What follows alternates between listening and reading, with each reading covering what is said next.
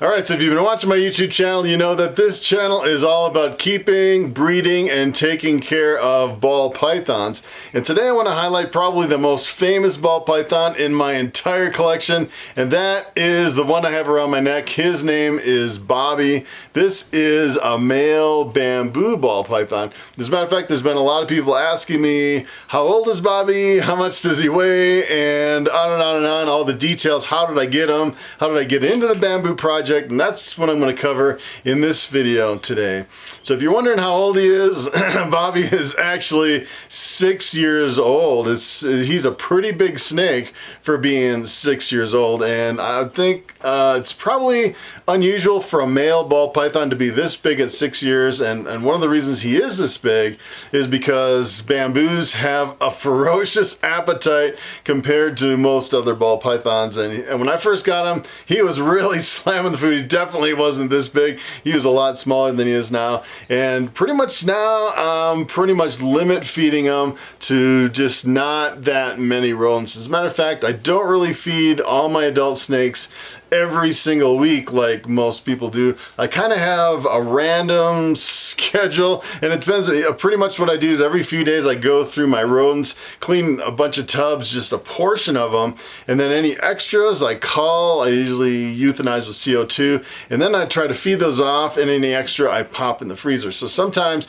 depending on how many rats I have, sometimes I can feed, every day, every couple days, back to back to back, and then I start looking at my snakes. I pretty much feed by body condition, and you can see Bobby here is really thick and beefy, and I actually fed him a couple rats a couple weeks ago, and I'm already thinking, man, he still has some really good body condition. He may go a couple more weeks before I offer food again. So that's kind of my random schedule of feeding. I go by pretty much by body condition, and Bobby is really in a really good condition.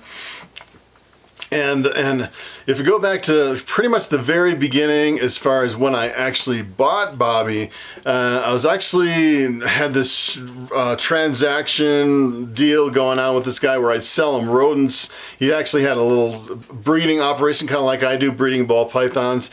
And I'd drive halfway down the mountain with a cooler full of frozen rodents, and I'd sell him the rodents every few weeks. And we started talking, he would sell at the shows, and he knew a bunch of people that were in it. And he knew this guy that was getting out of breeding ball pythons, had something going on in his life. He had to unload all the snakes, and he had a bunch of females that were 3 years old, ready to breed, ready to go, and he said, hey, you want these females? I said, yeah, I'll take them. I can't remember how many it was. It was like 9 or 10 females, and they were pretty much low end. They're pastels and pinstripes and a bunch of normals, and I picked up the whole collection of females, and then I thought, all right, I don't really have anything in my collection to breed to these females, and it was like just a couple months before the breeding season. I was thinking, all right, I need to pick something up where I can have a good return on investment, and I was kind of looking at my local reptile shows as far as what was available and what I thought was a really cool color and pattern, and you know where I'm heading with this.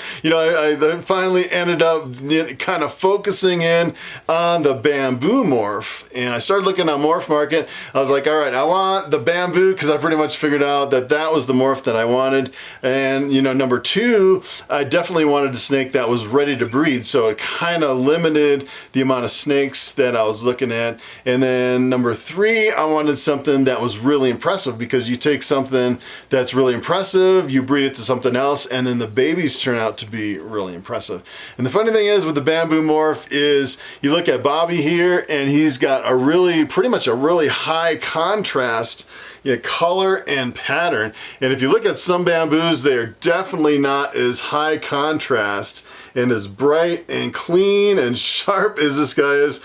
And I actually saw this picture on Morph Market, and there's a bunch of other ones. The other ones were like $800, and then Bobby here, he was pretty much exactly the same as the other ones, but he was $1,200. I was like, man, that is an incredible amount of money, especially when I was kind of at the early stages. I didn't have a lot of hatchlings that I was selling, so I didn't really have the money coming in as most mature breeders do after they get the operation going. They're selling hatchlings throughout the year, driving some revenue, bringing in some money so you can buy some snakes. I was actually before all that, and I was thinking, all right, I'm gonna make the dive and I'm gonna buy Bobby. It was actually a really big investment for me at the time.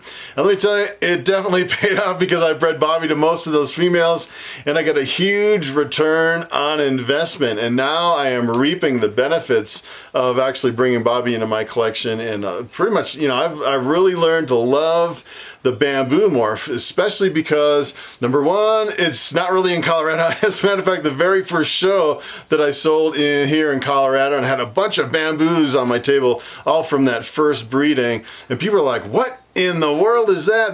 That's like a snake I have never seen. And I seen walking by, and that was like someone grabbed them and pulled them back. They're like, check out that snake. And I had some, you know, blue-eyed leucistics and some, you know, pinstripe bamboos and lemon blast bamboos. I had some really pretty incredible bamboo combos, and even just the straight bamboos like Bobby is really impressive. And it was bringing in some good money too. And it was, let me tell you, the timing was right, and the morph and everything was just, it was just like the perfect storm, bringing in bamboos into the shows here in Colorado at that time. It was pretty amazing. So that's kind of where I started. And the funny thing is when I bought that collection of females, I kind of have a funny story about that too. So I bought, I think it was like 9 or 10 females, and I actually had a bunch of tubs that were empty. Well, you know, as a matter of fact, I actually didn't have the tubs when I bought those females. And actually what I did is I bought some wire racks and I put them in like Tupperware totes, and I kind of held them temporarily, and then I bought my ARS 7030 levels up on the top here to hold them. So I was kind of in a transition to move them over. And then once I got them into my rack, into my 7030, filled up my new rack with my new snakes, I started cycling Bobby through all those snakes. And the funny thing is you know, I was pairing them up with the snake, and the funny thing about bamboos, especially with Bobby, is that when I put him with a female, he would lock, you know, they would twist tails together, and he would lock up for days, which is pretty unusual for a ball python to be so aggressively mating with all the females. Let me tell you, Bobby is a tiger. He was really going after those females.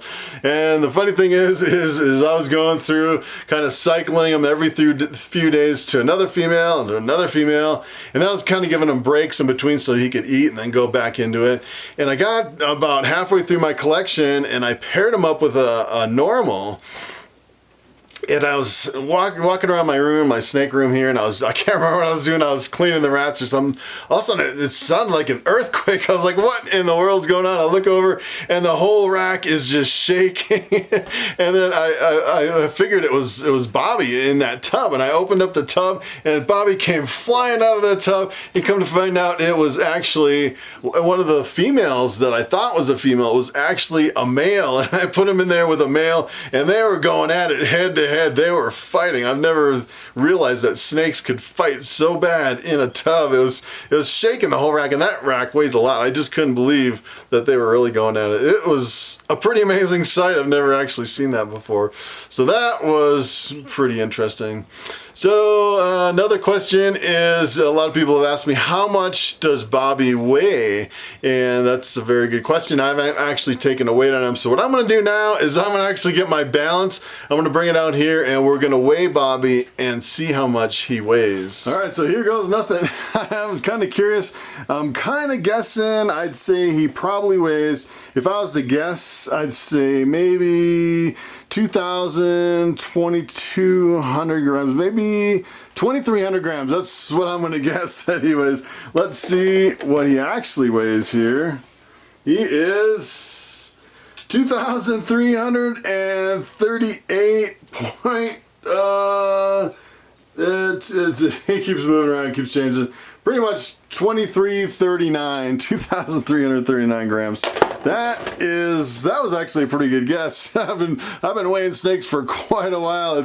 I can't believe I was actually that close. But here you can get a really good view of what Bobby looks like, top to bottom. Take a look at that. He is a really beautiful snake, and probably the closest thing I can say that this is probably comparable to would be the spider ball python. And the good thing about bamboos videos is they don't have any head wobble at all. They don't have any neurological issues. No, I've never seen any kinks. I've never seen any genetic defects in any of these bamboo ball pythons.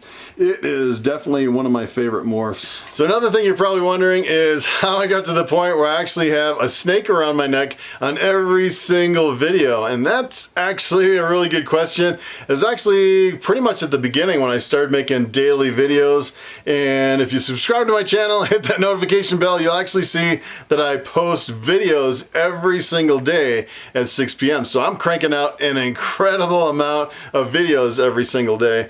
And it's when I first started cranking them out, I was kind of jumping all over between my animals. Then I got focused on ball pythons, and then I got to the point where I would pretty much do what I'm doing now. I'd stand in front of the camera and I would talk for 5 minutes and then show some snakes, talk a little more, show some snakes, and then, you know, every now and then I'd have a video where I'd talk for 5 or 6 or 7 minutes, and a lot of the kids would get in the comment section, they complain, they say, hey, we don't want to see you talk, we want to see some snakes. And then I was like, all right, how can I show you some snakes and talk at the same time? And that was what gave me the idea, hey, I can show you Bobby. And a lot of people, you're not even listening to what I'm saying, you're just kind of watching Bobby kind of play around on my shoulders, and other people are really listening in and keying in on the education and sometimes the entertainment. So it's kind of the best of both worlds, where I can show you a snake and educate you at the same time. That's kind of where I came from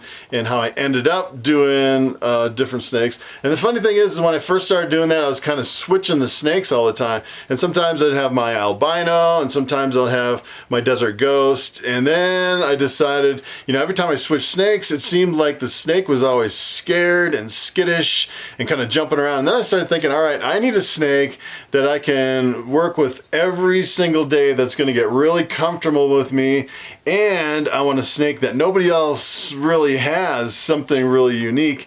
And the only thing I really had in my collection that nobody else really has is a large bamboo ball python. I've never really seen a bamboo this big ever in anybody's collection. It's pretty unique, especially to have a male. And I thought it'd be kind of unique to have the male bamboo around my neck while I'm talking on my videos. And sure enough, it's after a while, it's just like everybody watches just to see what Bobby's gonna do in the next video. Sometimes he's like crawling all over, trying to go in my ears and on my head, and just kind of being being funny. And I've actually never had a snake that was this super calm and collected, and I can pretty much do anything. He's not even really head shy. He is like a super calm and connected. You know, he's with me every single day on every single video. So it's he is a pretty interesting snake. I've never actually had one tame down this much and be kind of this much of a show off